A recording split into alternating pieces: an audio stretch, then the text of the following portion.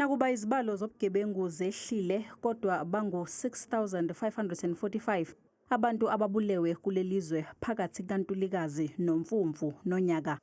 Lezi zibalo zehle ngama400 uma kuqhathaniswa nesigamu esedlule. Angu 10,991 amacala okudlwengula abikiwe nokusho ukwehla ngama300 uma kuqhathaniswa nesigamu esedlule. Conduct crime decreased by 3%. Property-related crime saw a reduction of 9.9%. And the other serious crimes decreased by 3.4%.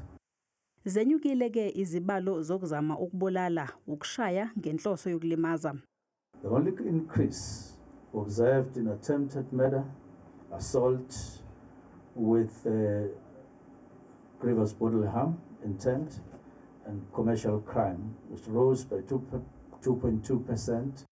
Izifundazwe okubikwe kuzo amacala amaningi okuhlaselwa kwabantu kube yiKwaZulu-Natal, iFree State kanye neEastern Cape. KwaZulu-Natal, which had recorded an increase of 416 counts. The second province which had recorded an increase was the Free State with 15 counts, and then the third is the Eastern Cape with 6 counts. Iziteshi zamaphoyisa okubikwe kuzo amacala amaningi obugebengu bokudlwengula kube iSenanda, KwaZulu-Natal, ePhilippi East naseNyanga eWestern Cape kanye nakwaZakhele eEastern Cape. Ungqongqoshe washayele ihlomba amaphoyisa KwaZulu-Natal ngemizamo yawo yokulwa namaqembu omgulukudu nokuqeda ubugebengu eindaweni ezingo-Albadwa. Umchunu udalule nokuthi bangu 35 abasolwa asebeboshiwe mayelana namacala ayamene nokuqhwagwa kwamandla ombuso.